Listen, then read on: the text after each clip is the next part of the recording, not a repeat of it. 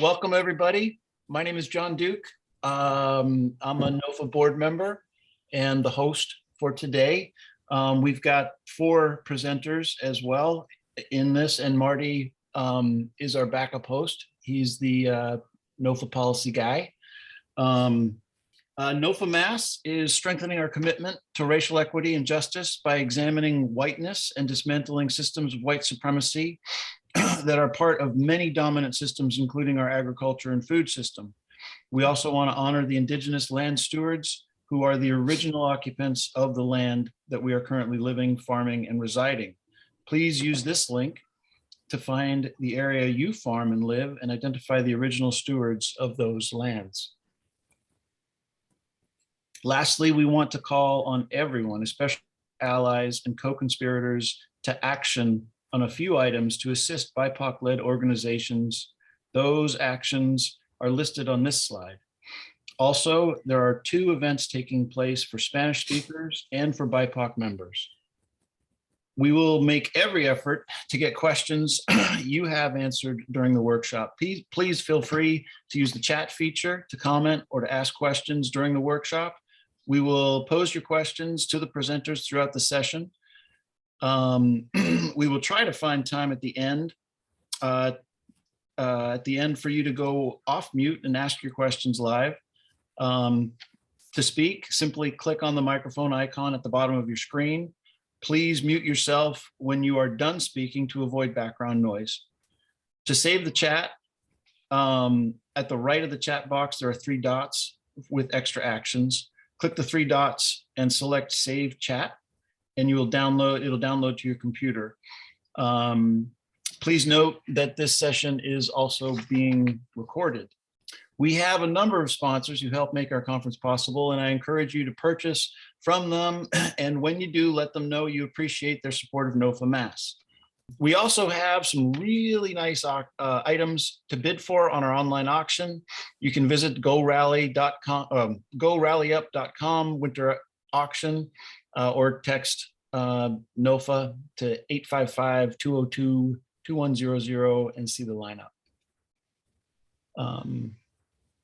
Please also take a moment to explore the virtual vendor marketplace, where there are a lot of great information and some generous discount codes for conference attendees. Most importantly, we want to thank you.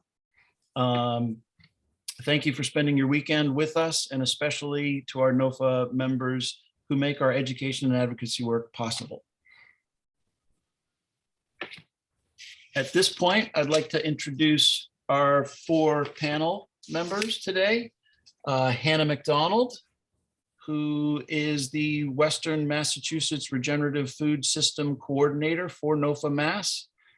WMRFS focuses on the collaborative effort of connecting the dots on local food to make the intricacies of our food system not only resilient, but thrive. She is passionate about the art of stewardship and seeks to constantly improve relationships with the earth and human community in the form of song, dance, gardening, celebrating, and of course, cooking and sharing the harvest. Abby Furla has worked on small veggie farms and orchards from Maine to New Mexico since 2012. She envisions local agriculture, systems that are resilient, ecologically sound, socially just, and wholly integral in the communities. Abby studied herbalism at Blazing Star Herbal School in Conway, Mass, and manages Foxtrot Farm, an 8-acre no-till certified organic farm in Ashfield, Mass. Felix Lufkin is the co-founder and now directs Help Yourself Edibles, an area community permaculture 501c3 that plants orchards in public places, free for all to harvest from. He teaches nature education in public schools, as well as K-12 and adult programs in the area, with a focus on wild edible plant identification and uses an ecological literacy. Andre Strong Bear Hart Gaines Jr. is a citizen of the Nipmuc people. He serves as a cultural steward for his tribe. He's a father, a public speaker, traditional dancer, indigenous activist for indigenous rights, carpenter, and educator. Andre's work focuses on bringing traditional knowledge back to Indigenous peoples, including brain tanning hides and making drums, buckskins, and blankets. Family, culture, and tradition are at the core of his life. Great. Good morning, everybody. Thanks for coming. Really glad to be here. My name is Hannah, as John mentioned, and I'm the coordinator for the Western Massachusetts Regenerative Food System. And I do exactly what he was talking about. My goal is to try to connect the dots on local food.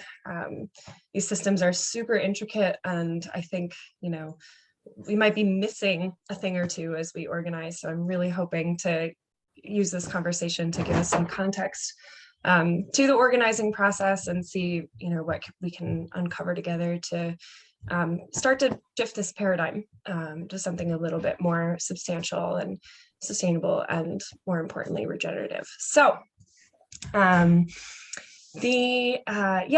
excited for this workshop, and we'll be diving into some really critical conversations about the realities of landscape interactions and those paradigm shifts that are about to come, whether we like it or not. So perhaps we can craft our reality to be the one that we really want.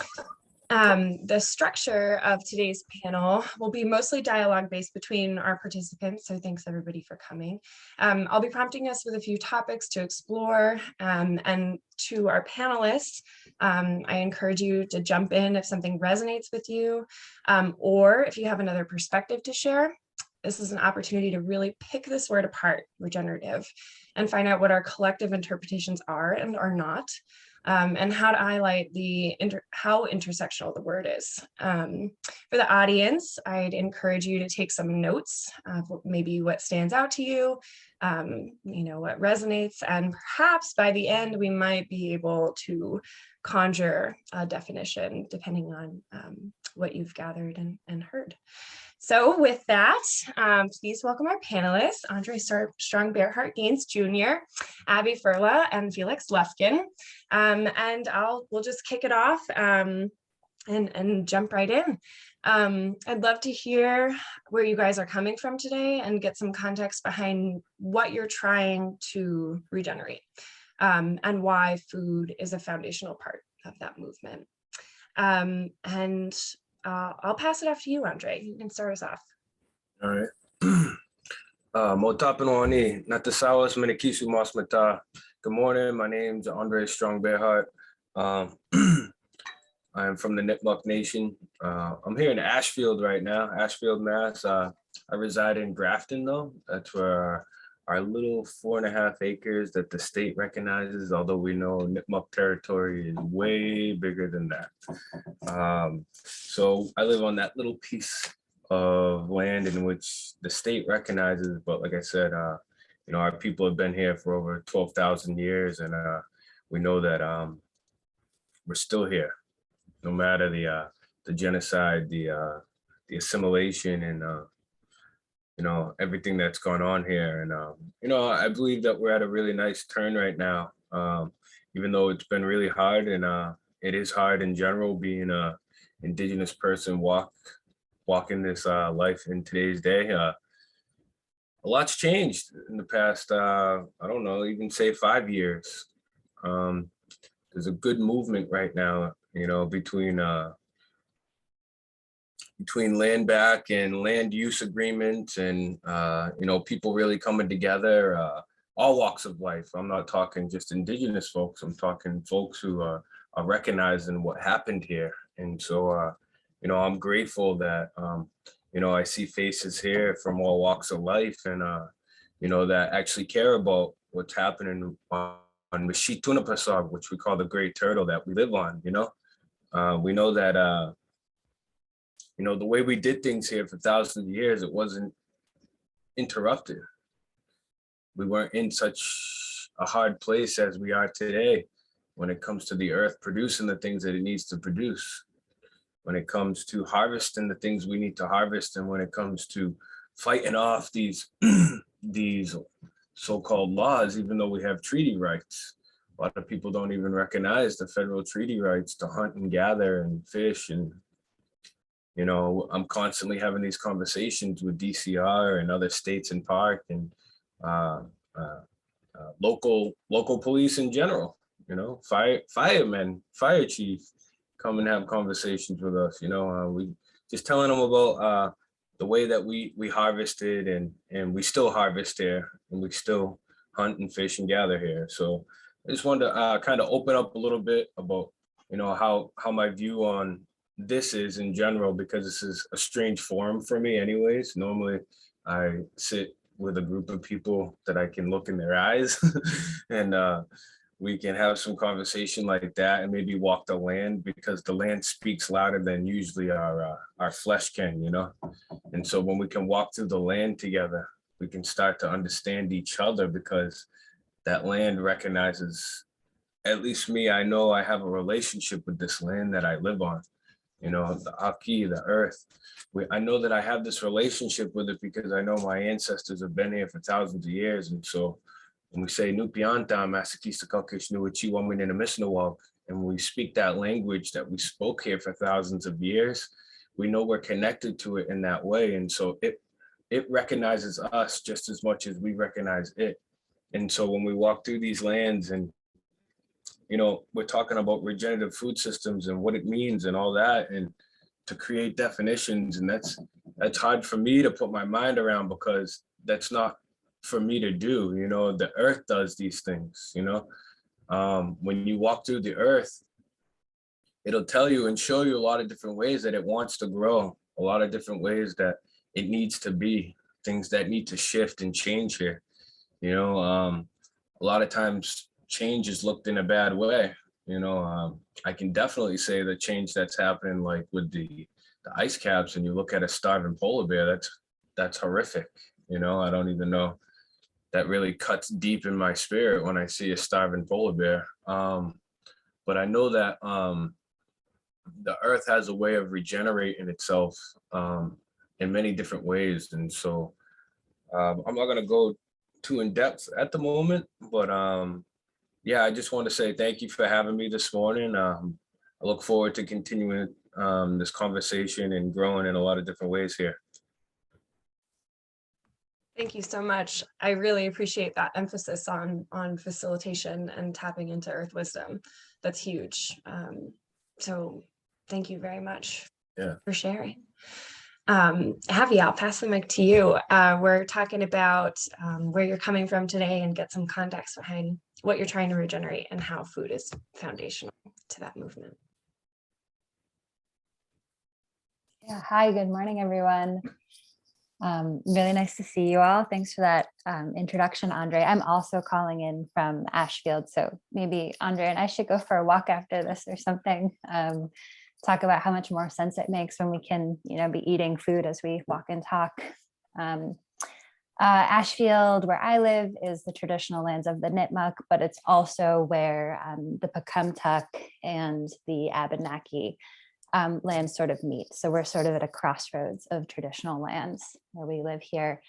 I grow in the hills. So the farm that I grow on is at about an 8% slope, depending on where you are in the fields, and then drops off pretty precipitously after that. So we've been growing here for about 5 years, and we started really growing with knowing that we were on a slope that we had to be really mindful of not losing soil and retaining water, and making sure not to make a really negative impact just because of where we were on the land. Let's see, we grow about 3 to 4 acres of botanical herbs and what I call climate resilient foods. And actually, one of the people I work with is here, and I've said if you wanted to wave, I don't do it alone.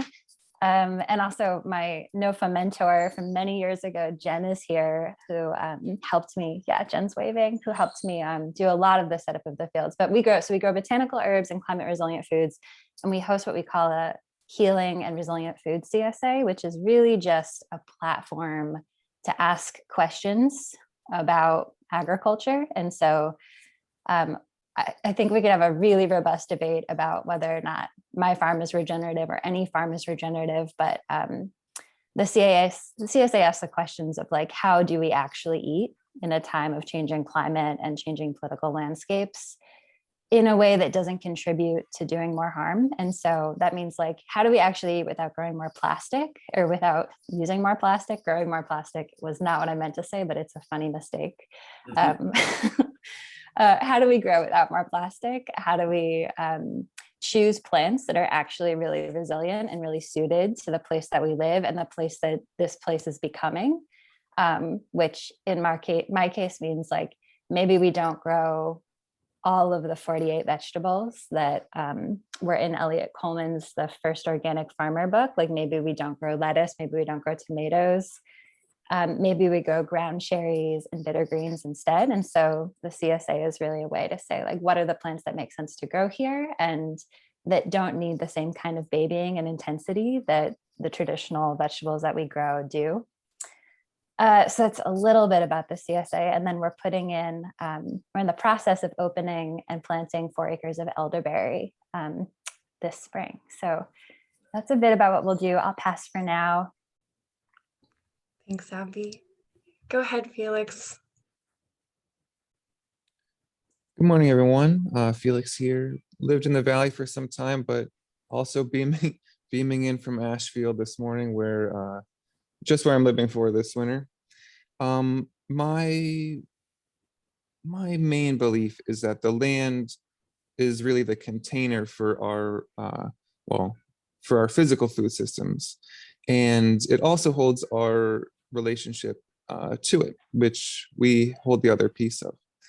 And when we have a food system that in which the consumers or so-called consumers don't have a strong relationship with the food that is being harvested on their behalf and the landscape, we're really set up to fail with in regards to that being regenerative or not.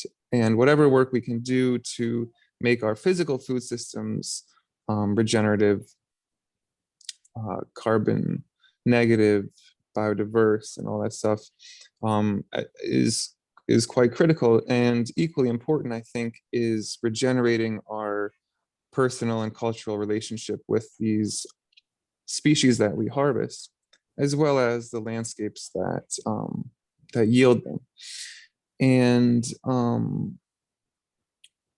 only when we have such a connection that's both meaningful and participatory in two ways, us meeting the land to receive the food, do we easily and intuitively remember the oneness, the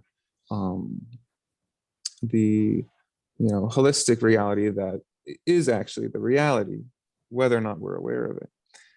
And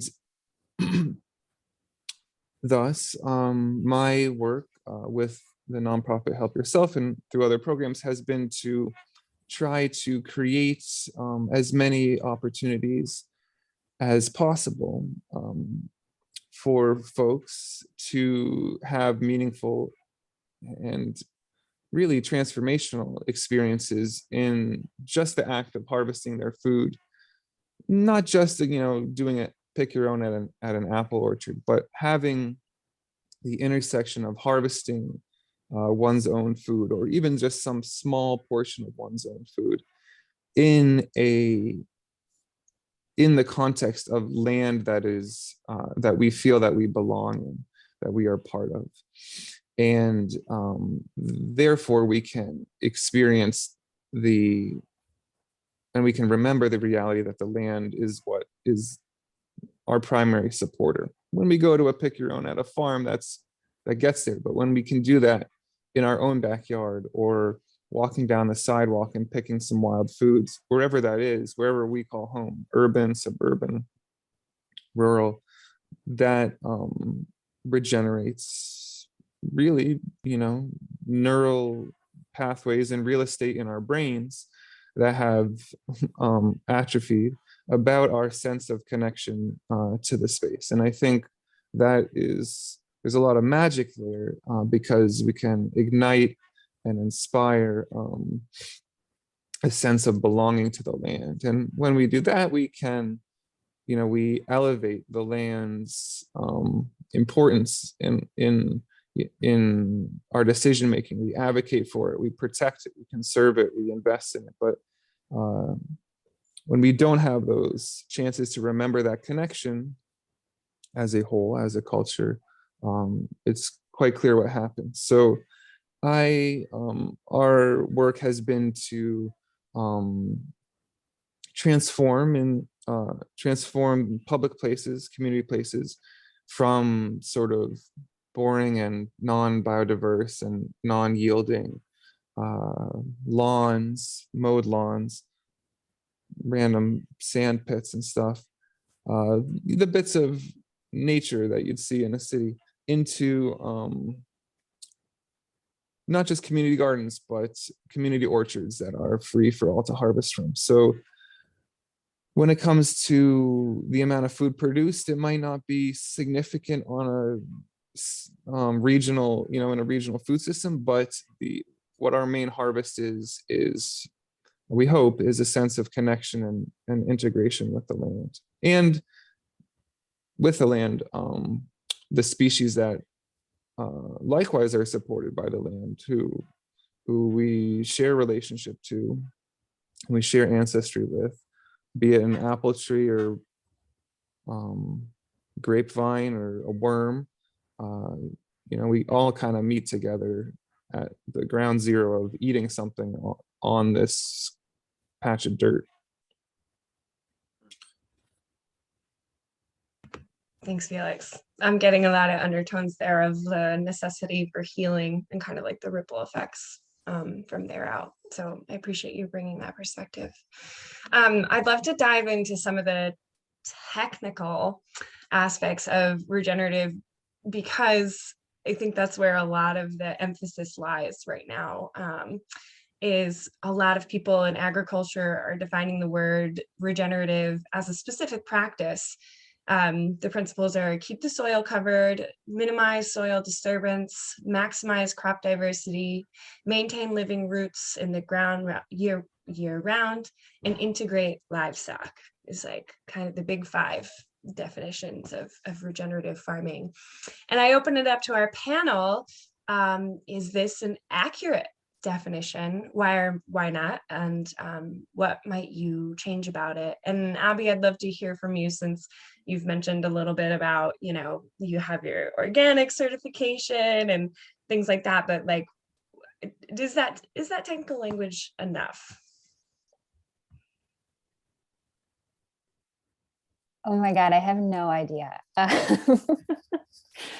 think those are all good starting points.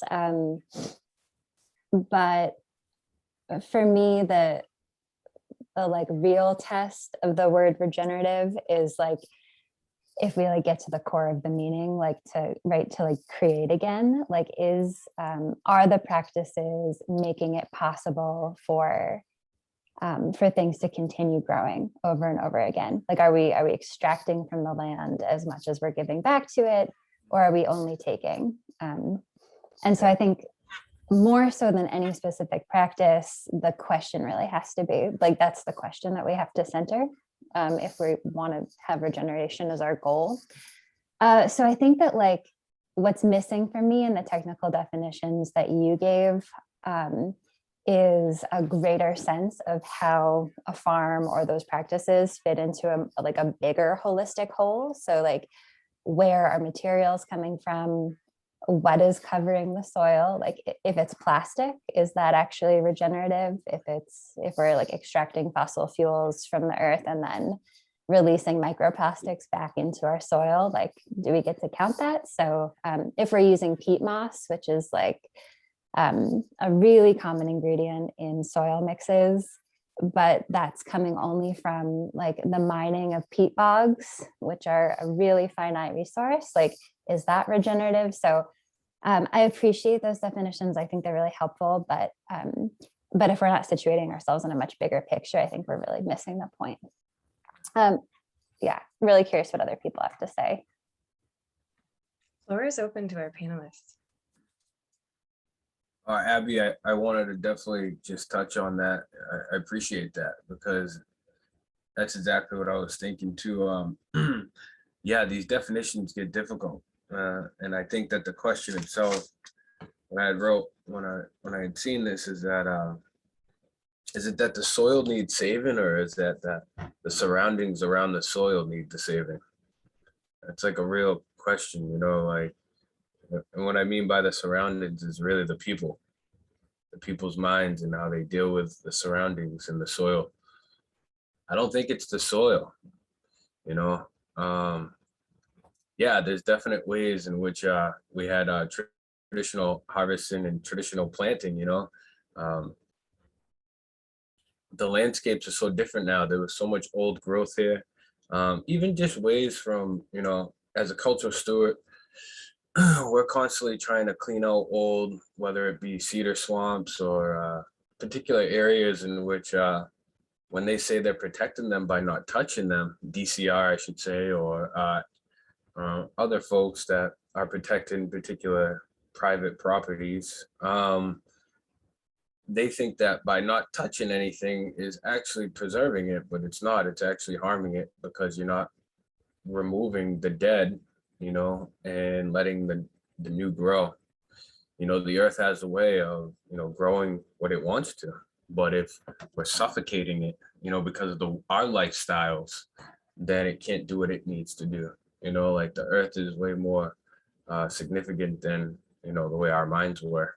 And so, and I just think that I just wanted to touch on that, you know, I really think that if we can get out of the earth's way, you know, and clean it up enough for the earth to be able to redo and replant in ways that it needs to, then, you know, for me as a cultural preservationist, it's important for me to teach, you know, about these migrations. When it comes to regenerative food systems, for me, what it's about is these migrations of fish that come through, you know, so when the herring come in, and then the striper come in and the bluefish come in, that's like, you know, Alaskan salmon run, you know. So for Eastern Woodland people here, that striper run's a big deal, you know.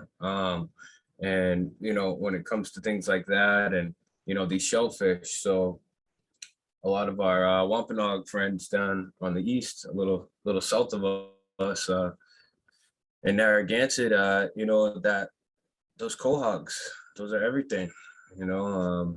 Much more than just wampum jewelry, you know. They were a huge sustainable system, and when we can't even go to these particular shores and gather these things anymore because of pollution, we got to ask ourselves, is it what we're trying to do to the shores or the soil, or is it that the earth around us is making it not regenerative? So I think a lot of the times it's not about what processes we can do for the earth, rather than what processes can we change when it comes to pollution. And I think it's like the number one thing that is, you know, creating such a hard time, especially for traditional harvests, you know. Fiddleheads, you know, that's another traditional harvest in which it's so important, you know, that iron, those greens, you know, we needed to be able to harvest enough of that. You know, these places get clear cut, filled, where a lot of these places we would have been harvesting these things. And so it becomes harder and harder for us to find particular areas and places where we can have our traditional harvests. And I say that because, like, even the deer, so chronic waste disease, you know, the deer was a food for us that we can still hunt in particular places, but there's a lot of places where we would never eat them because of the chronic waste disease, you know, and all the pollution. You got to ask yourself, how many dams, how many fresh springs can they dam up and start bottling their own water, you know, within our own territories, and then sell it back to us, you know. What that's actually doing, more than them creating profit, is actually really affecting the way that we're taking care of this earth, as in it taking care of us. It's that relationship, that balance. Because when I'm able to get over to a spring that's gonna gift me, you know, this water, I'm able to gift back, you know. And somebody was speaking about sap earlier, you know, and man, it actually, I drive through Asheville and I drive out in this way, Berkshire's, all this way, and I see all these tubes and all these wires hanging out of these trees, and it feels like for me, like IVs, you know, it's kind of, it wigs me out and freaks me out a lot because I had a conversation with a guy the other day, and he too was ready for the sap run, you know, and I was like, well, what is it that you give back to those trees, you know? And his answer was, and it was like so shocking for me, and it was really important for me to hear that, is that he goes, there's nothing to give. What do you mean?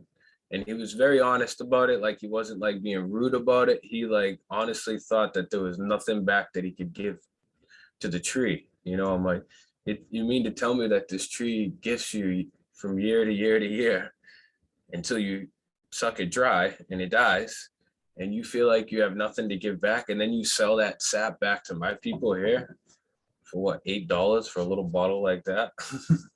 I understand there comes a with that sugar shack. I mean, you know, there's a lot of wood split, labor involved, but I mean, what are you giving back to the tree? Say out of that profit. You don't, I said, don't you think that the easiest thing that you might be able to do is just plant another tree right next to it? You know, like, or a little not too far from it. And it's as simple as that, you know, when it comes to this reciprocative relationship and this regenerative food system, because, you know, sap alone is another food, you know, it's an antioxidant, and the water alone, you know, it's a detoxifiant, you know, and so it's so important to have this relationship with the land, you know, and I think the more we can push back what we think we can do with the land and really take a look at what the land can do without us, then you can start to understand that relationship that you can give back with that land, you know. I'll stop right there, sorry. No, that's great. I love it. And that it's very interesting that reciprocity is not embedded within the technical definition of regenerative, right? When we're talking about like keeping soil covered and all these things, but it's a very consumptive oriented pattern. It's or like, you know, intention. It's not like what, yeah, there's no reciprocity embedded within that definition. Thank you so much for bringing that up. Yeah, Felix, is there anything you want to add? Yeah, it's interesting. As a like technical definition goes, which is sort of the equivalent as or of like what does organic mean or what does sustainable mean? It's probably both a little loosey-goosey, but also make some effort to articulate specific things that would work for like many different farms. And clearly the context here is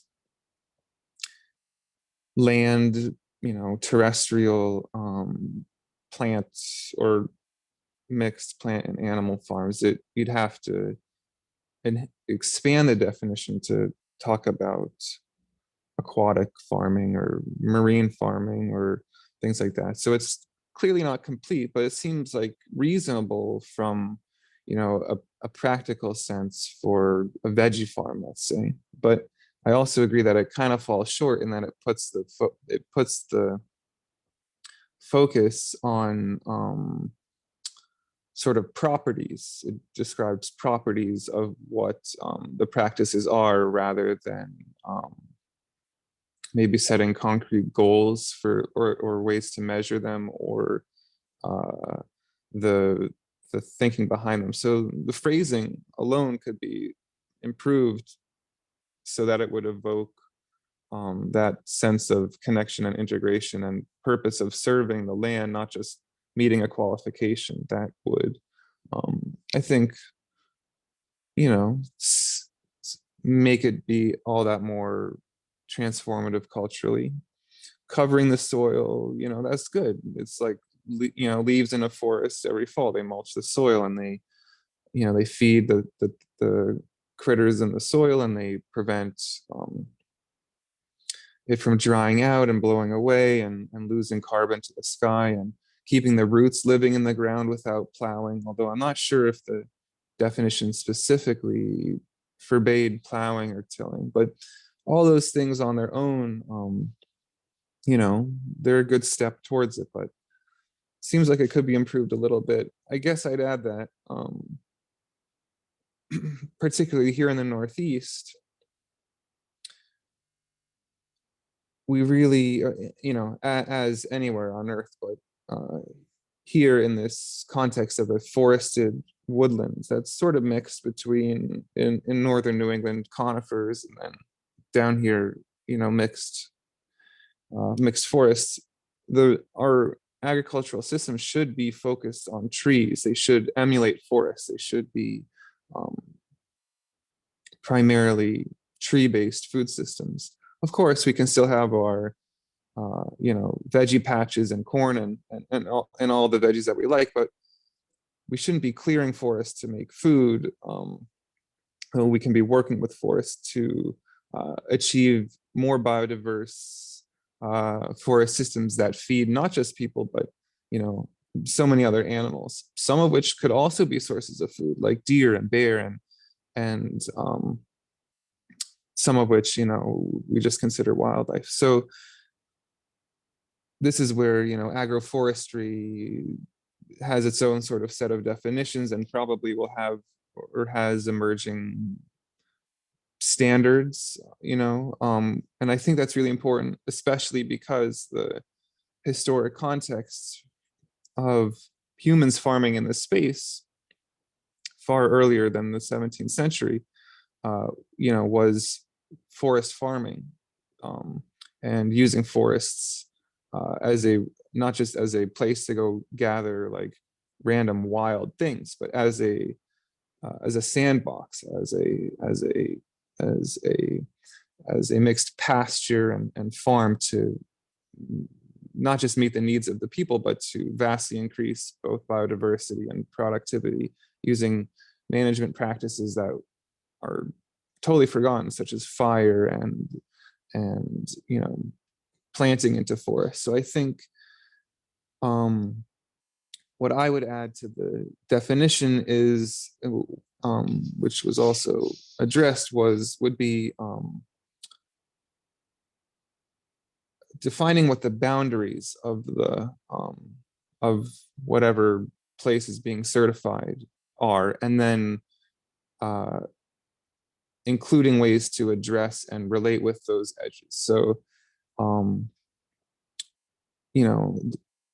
we can certify a given like acre or 20-acre farm, but it has borders, and the borders are important. The universe continues past that edge of the farm. There's water runoff, there's forests, edges, all those things. So every farm borders both the sky and its ground neighbors, and possibly some body of water. So here's where we get into like what is wilderness and what is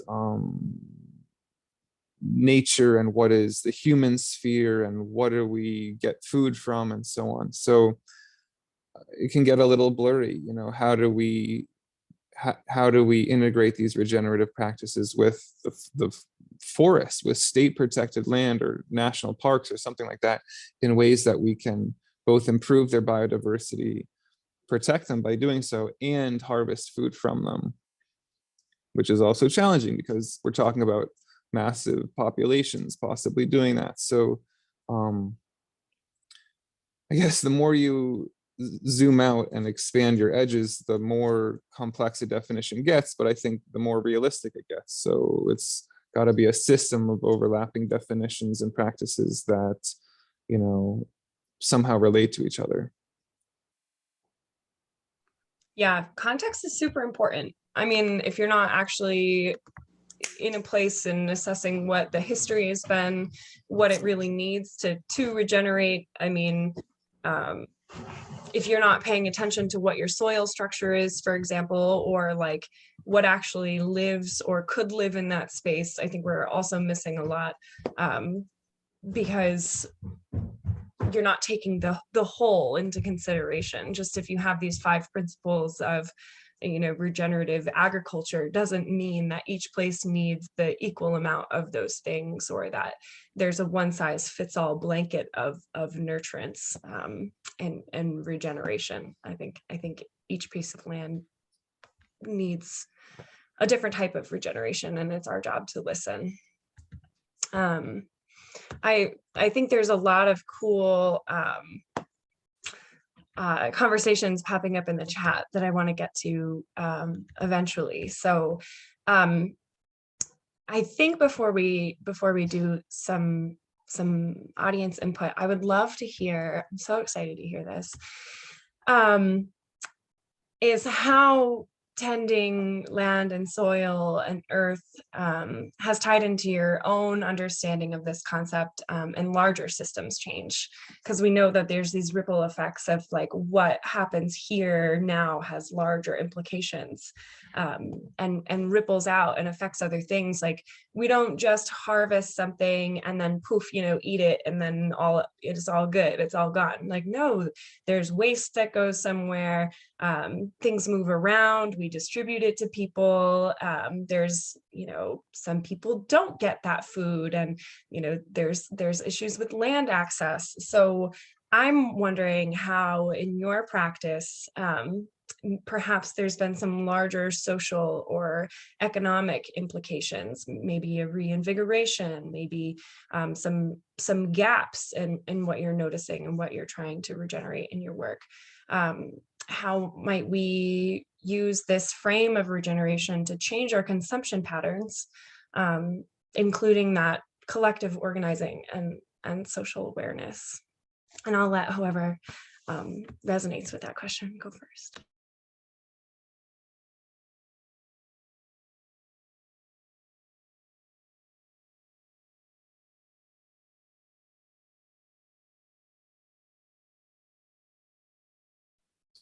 Okay, I'll speak. It's quiet for a moment.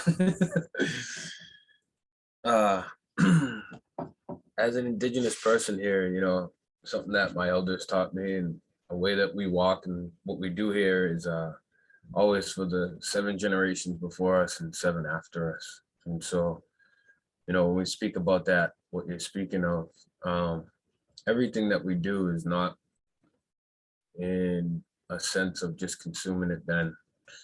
And when we work together in a community, when we think about a community, we think about a circle. And we have to close the circle, like we have to connect all the dots of the circle. Meaning we need to take care of everybody, meaning from the oldest elder to the youngest being, everybody and everything has a purpose, so when it comes to these food systems too, and what we're hunting and gathering and harvesting and saving and drying and smoking and saving these seeds, or everybody's got a job, and it's a lot of work. A lot of people think too, like traditionally, like natives were living in utopia, like enjoying, the earth the way it was, although the earth was much more beautiful then than it probably is now. But, life was hard. Life was hard, and you had to rely on each other. And so when you're talking about how you can work that out, we work in like sister tribes, so we would be trading a lot as well. So when you're talking about different food systems and things like that, I just spoke about the migration run on the striper and the heron that was south of us. So as a Nipmuc, we were freshwater people. So we would have been gathering our eels and our freshwater bass and pickerels, and we would have been gathering our tamunk, which is our beaver. We ate beaver, we ate all these freshwater things in here. And we would have been traveling down to the eastern coast and been trading in those ways. And so I think a lot of times too is people get a sense of waste when it comes to I can't think of the word right now. When it comes to the sense of people like having the same thing all the time. So like in today's day and age, people usually have like a XYZ when it comes to like their shopping list. And that's freaky to me. Like they like have like a standardized thing that they like buy like every week or every 2 weeks. And that's what they eat all year. And that like is some strange stuff because we ate things seasonally and we saved things seasonally, and it like gave you this appreciation for that thing because you can have it that only in that season, or if you were able to save it in a different amount of time. And so I think it gives you a different appreciation of saving and harvesting when you have that mindset that you can't have it all the time. And so colonization and the way that we stand in today, you know, like it's January, somebody could go buy a watermelon right now. That's like really weird to me, but you can do it. You know what I mean? And it's pretty cool, sure, but like it kind of makes you lose the appreciation for the food that you have right now. You know, somebody was speaking about hickory nuts. You know, I appreciate that because Nipmuc territory, you know, shagbark hickory is like a huge tree, and you know, and it was an important tree for us rather than just be the nut. It was the you know, particular wood for specific things that we needed, you know. And so I really think that all these things tie together in ways, and I think that it's important that you know, we acknowledge that if we're not able to work together, you know, in saving these things and being frugal, but being able to work together to be able to see what each other need. And there's so much abundance. You know, there's like a strange mentality the way that society has put it on it, that there's not enough. And sure, I think that what's actually happening is that, I mean, because I drive through these lands all the time out here and I see an abundance, but then I drive into the city and I see all my people in there. You know, as a Nipmuc, I have a lot of indigenous folks in Springfield and in Worcester. And I sit and think and wonder, you know, why is it that they're going to these local bodegas and these gas stations and these places? Because that's what they've put them in. You know, they've set up a system for us to fail, and so people aren't able to actually take care of each other in the ways that they need because they're put into a place of where they have to live, quote unquote. And so I drive through these lands and I see all this land and I see these cows. And I start to think, there's never cows here. I don't know why we can't just use this cow land and many of these pastures to be growing these particular farms. You know, there's plenty of land here still. You know, I think we got to get out of the idea that there's not enough. You know, a lot of people say, oh, well, we couldn't do it now. All right, well, let's start somewhere because there's all this land and nobody's putting in the work. You know what I mean? Like, how about let's get, I don't know, let's just say 100,000 people. And people will be like, oh, that's crazy. Okay, let's say 50,000 people. Let's get 50,000 people, pick out some plots of land and start some particular, let's call them traditional gardens too. You know, I'm talking Three Sisters. I'm talking, how can we bring back fiddleheads in this area? How can, you know, thank you for the elderberry, by the way, especially in the time of sickness, you know, those who are growing the medicines, because, you know, medicine and food are the same alike, you know. We knew that we ate traditionally, you know, and I don't want to take the credit for this. I heard Dr. Just Cree speak about, she did a speech about how food is medicine. And she's a Penobscot native as well, from Maine. And she spoke about how food is medicine, and it's not to consume to fill yourself. It was actually to eat so that you could like live. You know, there's a difference from eating to fill yourself to feeding yourself to live. And so like, you know, we have this mentality too that society puts on us about dirt and what dirt is and that it's dirty. Kids don't get dirty. Like, it really, like, they really try to mold the mind even at a young age about dirt, and to have young folks think that dirt is not good.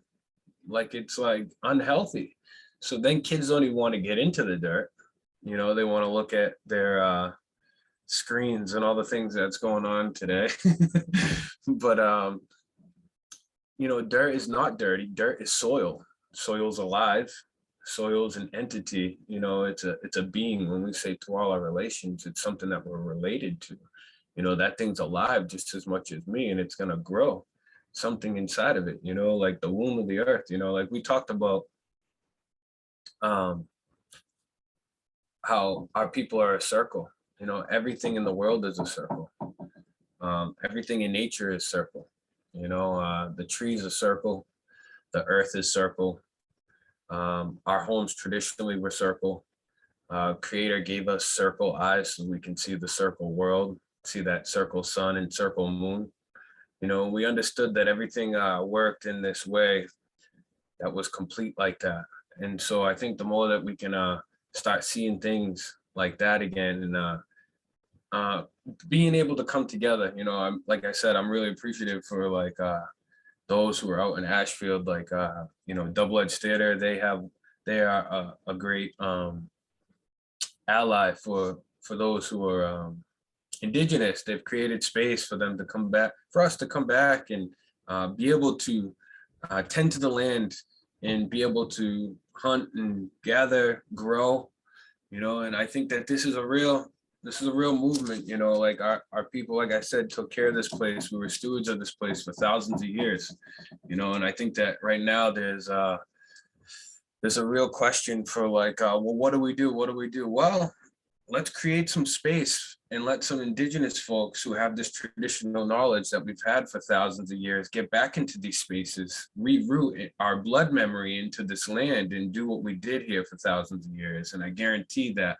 in those spaces, beautiful things are going to start to grow, you know. And you know, and so I'm a big appreciative for those who are actually doing that, you know, not these folks who are have all this title or deed to all this land, and they're doing nothing with it except letting, you know, cow graze it, you know. Which, I mean, I don't know how healthy people think cow is for them, but I mean, I like burgers, but I mean, I like deer burgers too. So yeah, so I don't know, I could speak a lot on that, but I think one of the biggest things is being able to work together. You know, you tied in about the 7, you were talking about, you know, how we can work these things for our future and acknowledge from our past. And that's exactly how we walk, the 7 before us and 7 after us. And one of the biggest things is how can we come together in good ways so that we can, instead of creating definitions, put work in. You know, a lot of times we spend too much time on the drawing table instead of just in the dirt, you know, tilling and planting, you know. And so, you know, there's many people like Dr. Just Cree and many plant naturopaths and, you know, these plant experts, I should say, and these are indigenous plant experts. These are the ones you want to sit next to because they'll seriously blow your mind away. They blow my mind away as an indigenous person here. You know, I've been assimilated so much that it takes years to be able to unravel the way that society has raveled us up in the past 400, 500 years. But, you know, to be able to be next to these people, it's like a breath of fresh air because you can understand that we're not that far away, actually. You know, they try to paint that picture that, oh, it's been 400 years, so much has changed. It's not. I mean, as a Nipmuc, we have a black oak tree, you know, on our res that's 350 years old. So what do you mean it's been that long? We still have a tree that's still standing. I have ancestors from 300 plus years ago, you know, that stood next to that tree and hugged it just like we do today, you know. So how long ago was it, you know? But I think I'll stop there for a moment. That's great. I love that. I think that there's just an integral intimacy that you just named. That's like inevitable, really. If you're really intentional with how you interact with your space. That's super powerful, Andre. Thank you. Felix, I'm wondering, since you connect with so many youth, what the sort of replanting process has been, and what sort of ripple effects you've seen from your kind of engagements with the regenerative process. Sure, sure. And that's, you know, youth are the future. And it makes me think that, you know, redefining the scope and context of what a food system is. Clearly there's like tractors and crops and land and all those things involved, but also there's the people, and those are not just the farmers and the, you know, produce middlemen and the retailers, they're also the eaters.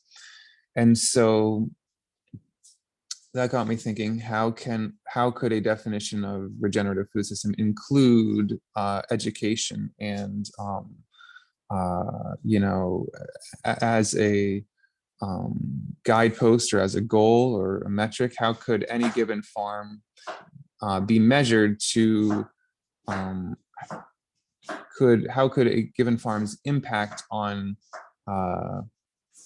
or ability to demonstrate these practices or educate others or be available for schools or something like that be encouraged and measured? Because if we don't have exposure as kids, particularly to the places that our food comes from and the land, and we really have no idea, you know, we're really about as clueless as it gets about the reality that is actually sustaining us day to day.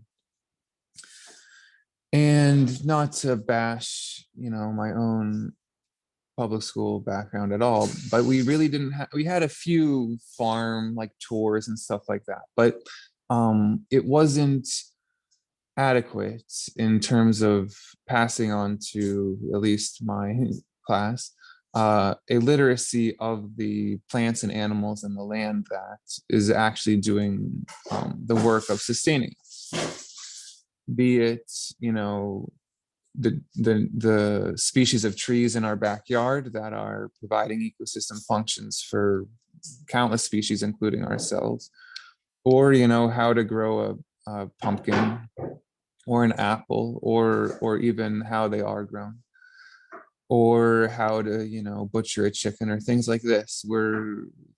If those are the realms of specialists, then the majority of people doing the eating can appreciate, you know, the complexity of these systems and really our own reliance on these other beings. And if we don't know about that, we can't maybe come at it from a place of gratitude or respect. And if we don't have that, we can't, we wouldn't think to protect or of the importance of these things. So for the past 10 years or so, I've had the opportunity to work with K through 12 students in a number of different public schools in a number of different contexts, but primarily nature and ecology education.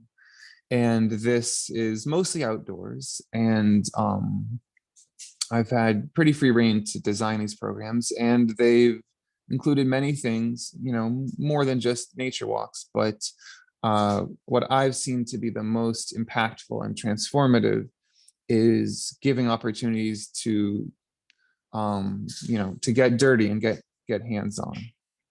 And thank God for those schools that have a school gardening program, because I don't think there's anything really as profound when it comes to forging a relationship with plants as the opportunity for a kid to plant a seed or transplant something or plant a tree and watch it grow and watch it sustain itself and eventually become, you know, taller than you and eat fruit from something that you planted. And when you've seen something from start to finish go through a cycle, like planting a tree or even a carrot and harvesting it, suddenly you see the context for every other instance of that in your life. So it's no longer impossible to imagine a food system because you have the context of it in your school garden.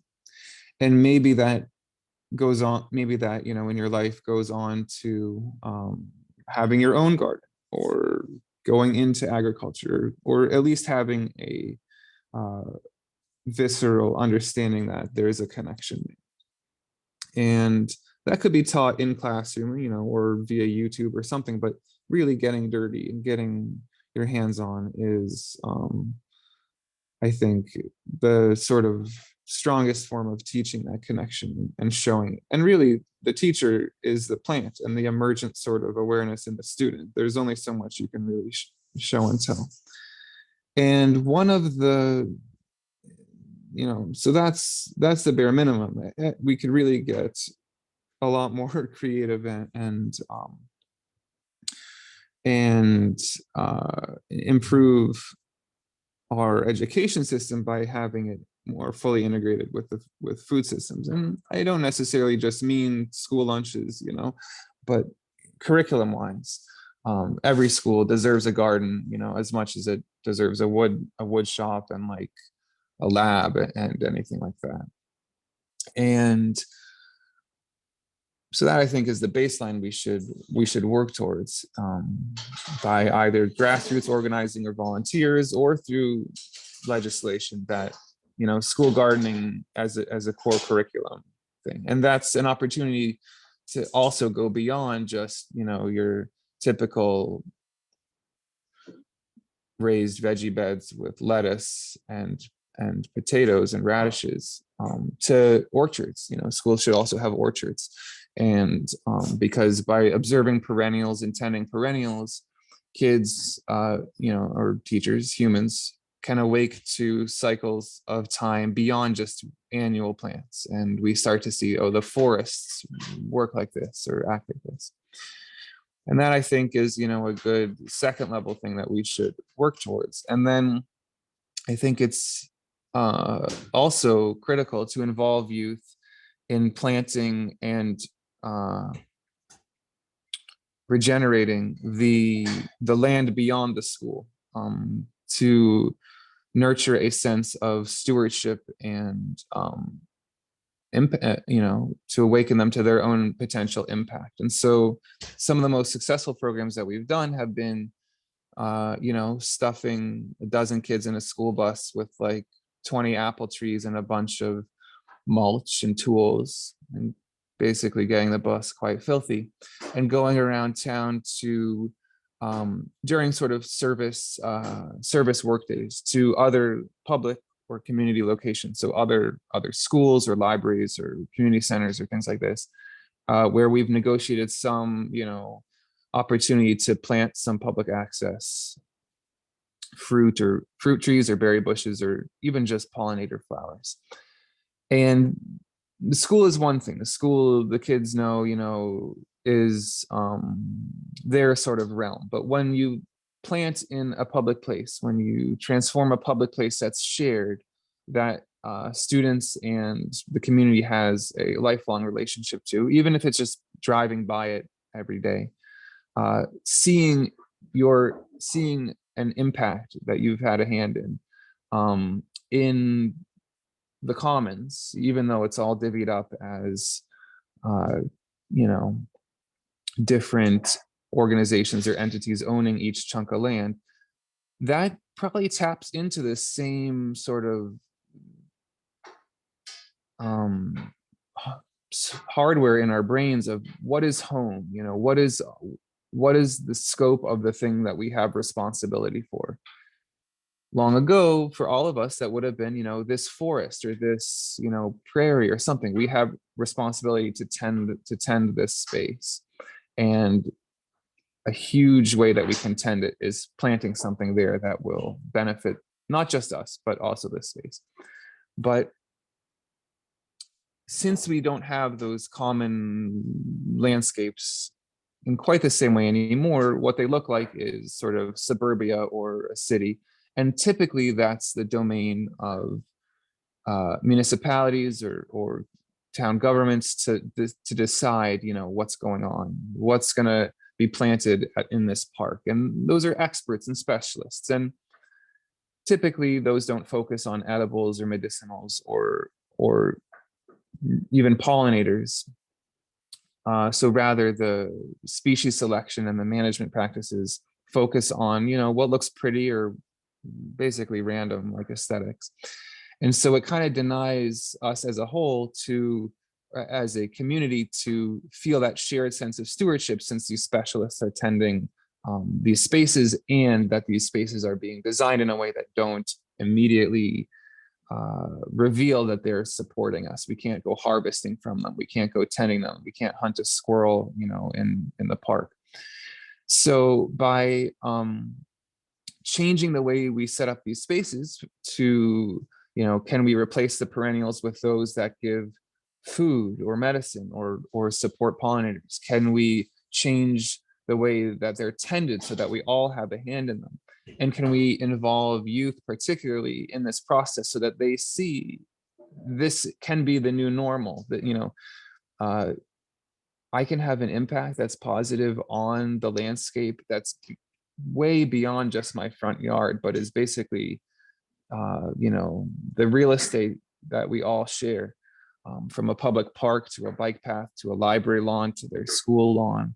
By having a hand in designing those systems, young people can see that they, are invested, they're supported by, they're invested, they have a claim in, they can positively impact a space. That is just so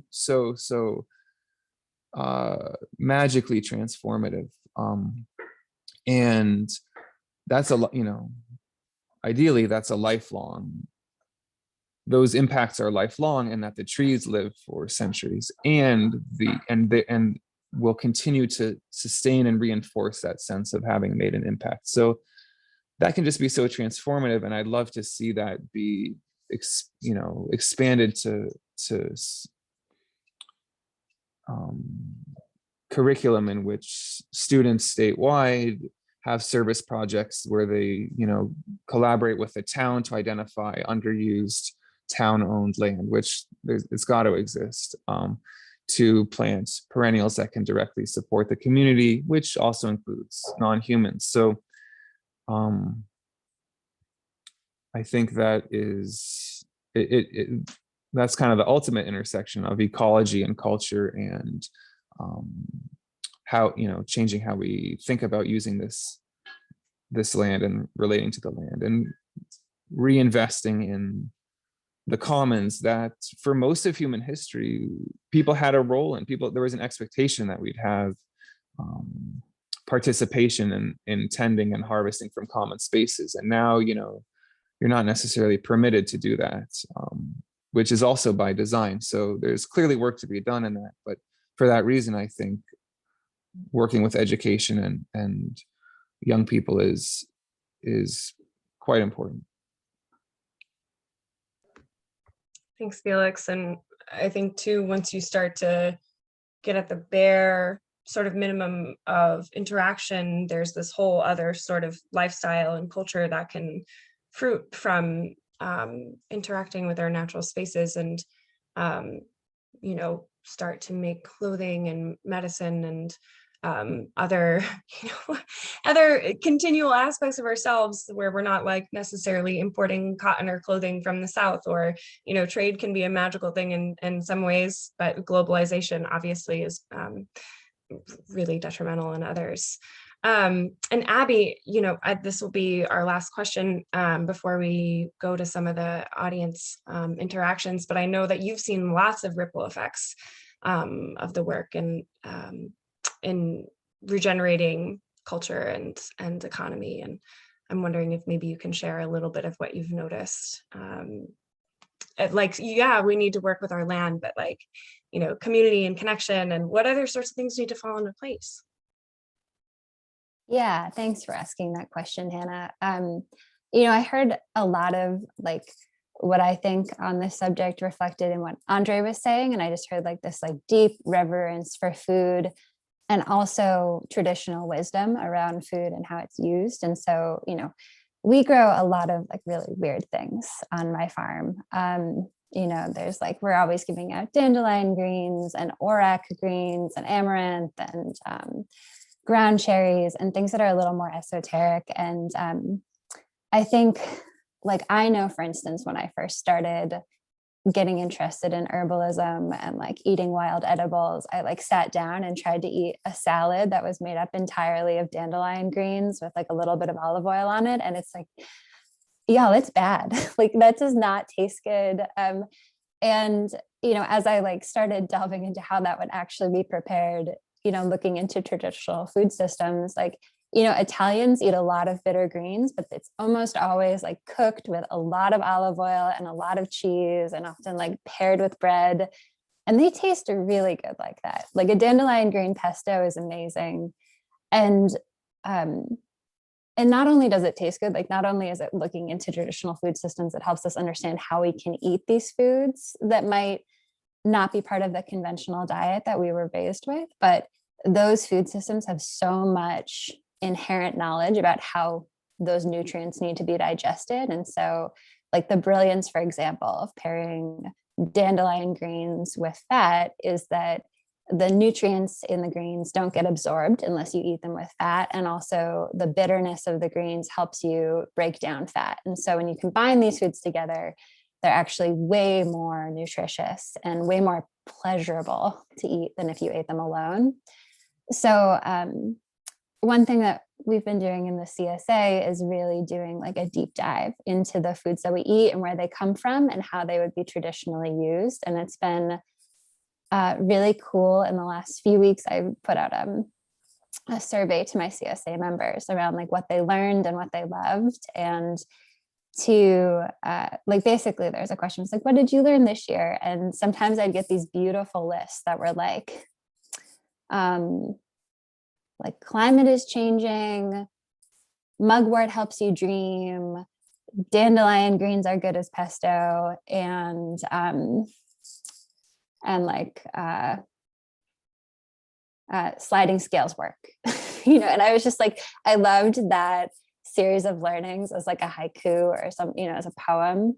But I did want to mention also, so like, you know, one piece of regenerative systems in agriculture is going to be the growing and that sort of like magic of growing things that I think Felix was talking about, what it feels like to actually have your hands in the dirt.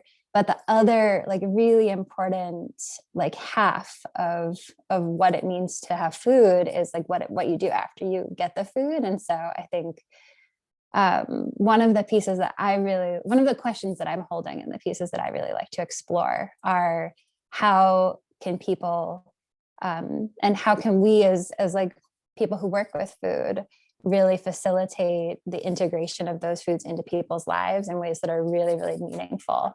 So that like, for example, someone wrote me the other day saying that the fire cider that we made in the CSA, which is a traditional like Western herbalism remedy for colds, was ready the exact day that her kid came down with COVID, and how that just like was so meaningful and nourishing for her that medicine was ready when she needed it.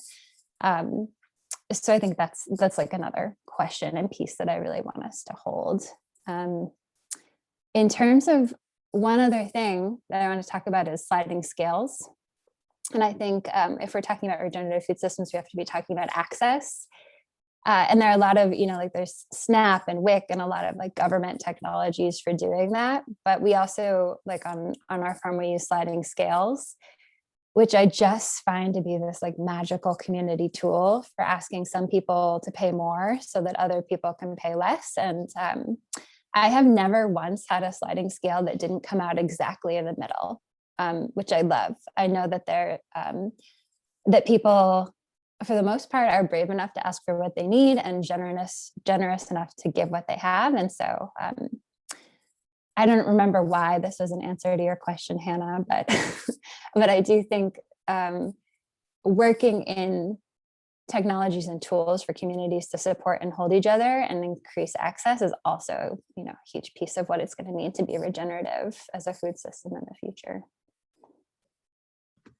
Yeah, definitely. There are those social and economic like kind of tools or like facilitation techniques or pathways or channels that you can open to kind of let that flow.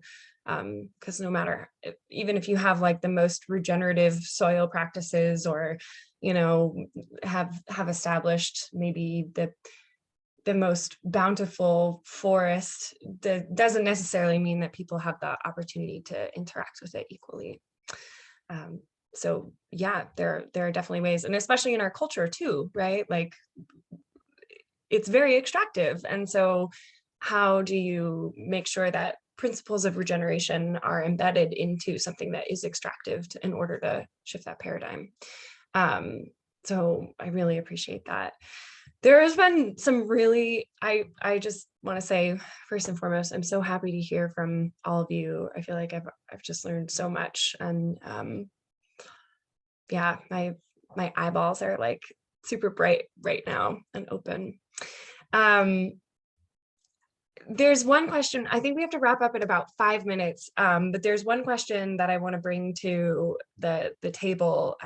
Somebody earlier on in the series had said, how do we convince people who say we need agricultural revolution, such as GMOs, the fake veggie Bill Gates food, and all these things to meet growing populations, like the sort of modern tools that people have been like, oh, well, we need to feed more people, this is our solution. I think that probably commonly amongst us within the NOFA community and right here on this panel, we can agree that perhaps that's not a very regenerative process. But maybe, do they need convincing? Where do we put the emphasis on order to shift away from these systems that maybe aren't very nourishing or respect the principle of 7 generations? I think we should have them over for dinner. I think that's the best way to convince them. Oh, I second that. I'd love to be at that dinner table and have some conversation about GMO. I mean, I travel all across the country as well, and when I head into South Dakota and I spend some time with those folks out there, I look at those people out there, and you heard me speaking earlier about our people who are in these cities in Worcester and in Springfield, and they're not able to plant in these farms. There's not like space for them, but there is space for them. So like, you got to think about like, what is it that's happening there? But to get back to South Dakota, like, I spend time with them out there. It's all farmland, but it's all GMO, and it's very strategic what happened out there. And it's very orchestrated, and simulated. And so I speak to them, and same thing. They're eating at these gas stations and this food out here. I'm like, you guys have all this. I mean, we're driving through acres and acres and acres of soybeans and corn and all this food, and they're like, we don't want any of that. What do you mean we can't eat any of this? And then you got to answer the question. I mean, you got to wonder the question, like, well, God, why are you guys eating this stuff? And it's the strategic setup that they've done here, the assimilation through the colonization. So it's not about feeding more people. It's always about profit. It's always been about money. And that's their driven force to do and grow the way that they do.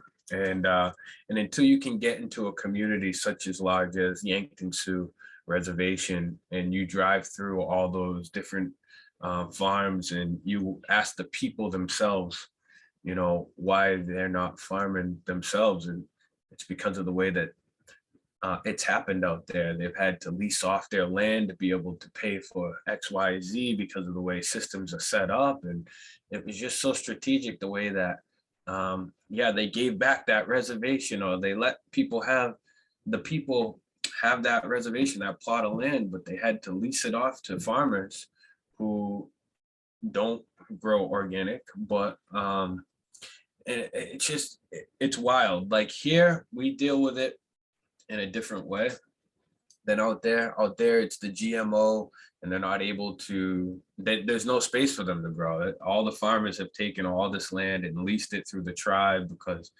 because they have to. it's just terrible, you know, and then they're put into these little, these towns. These towns are not nice, you know what I mean? Like, you see these farmers' homes on these farms, they're insane, like huge. And then you drive through where they live and it's sad, you know what I mean? And it's the same thing here, you know, it happened only a couple hundred years after when it came to the Midwest, but here it happened way more strategically as well because you know, they pushed everybody into these cities. And then, you know, you got to just look around at all this land, all this farmland, and take a look at what's actually happening on it. And why isn't it that all these farmlands and all this land in trust, or all this land that isn't being used, why isn't it? There's plenty of native. We're all still here. Why aren't we in these spaces growing? You know, why aren't we in these spaces hunting? Why aren't we in these spaces teaching what we've done here for thousands of years? Well, it's starting to slowly happen, but we need more of a push for the people to make it happen because, you know, people are just here. It wasn't until 1978 that the Indian Movement Act, it was even legal for us to speak I couldn't have spoke my language online like that, or there wasn't an online like that, but in public like that, you know, you go to jail. Couldn't grow my hair like this. You couldn't be seen. I think about like the elders and their grandparents speaking about they had to hide being who they were. You know, and that gets into a whole nother story about paper genocide. And so, you know, what happened here is horrific. And what I have to say is that there's plenty of land here for the people that are still here to be able to do the things that we need to bring back regenerative food systems and native plant systems. That's really like what's really important. Bring back, you know, a lot of these invasives. Some of them have, you know, attributes to them and good things from them, but you know, a lot of these I was gonna read that, sorry that I got distracted with this comment right here, but yeah, a lot of these places, there's space for us to do what we got to do here. I'll stop there. Andre, that's so great, because I think what I hear you saying is we kind of have to work with what we have and kind of like edge our way in and really just nourish. And I know that there's all these like top down things that have to happen with policy and all these things, but really first, I think this has to be like a cohesive and like unified, heartfelt approach. Like we can be angry and we can be frustrated and like, you know, but really what we need to do is unify. I don't know how else Bill Gates, how else to take him down. I guess we'll have to save that for the next NOFA session. Yeah. Okay, I'm gonna unpin us, and I just want to see everyone in the audience. Thank you everybody so much for coming. I don't know if panelists, if you guys want to put your emails or anything like that, or you know, links or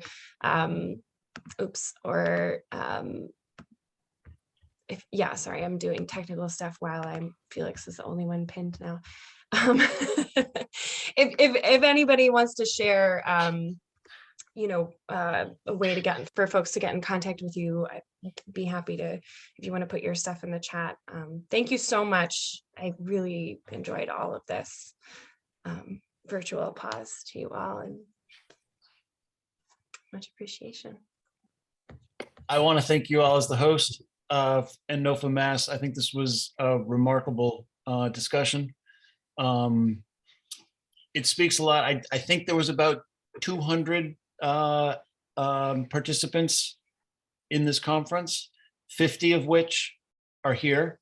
So that says a lot about the importance of this.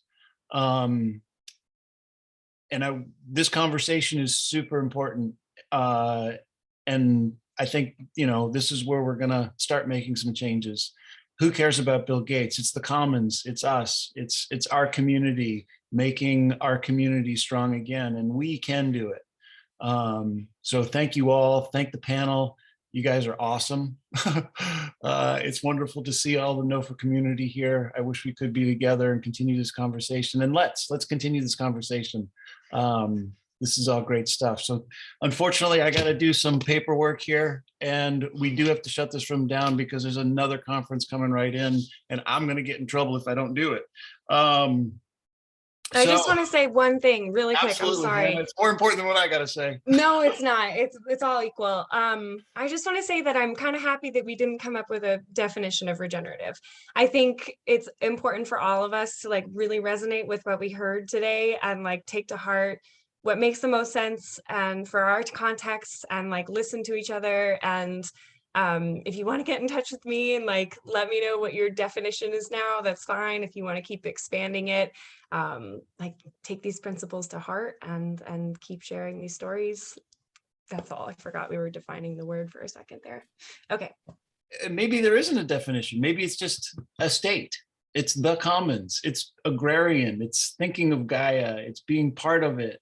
You know, those are all the things. Anyway, I thank you all. We definitely save the chat. If you know, there's lots of great things in there. If people did put their emails in there, so save the chat. We would like you to evaluate these sessions. I'm hoping, Marty, you can drop some links into the chat. Check out our vendor marketplace. The vendors have been wonderful in supporting this conference, and if we can support them, that would also be wonderful. Please check out the auction. There's some great items there, and usually you get some pretty nice stuff at reasonable prices, and it helps continue to NOFA to do the work that we do. That's about it. We got certainly a whole bunch more sessions going on today. Tomorrow, there's some wonderful conversations going on.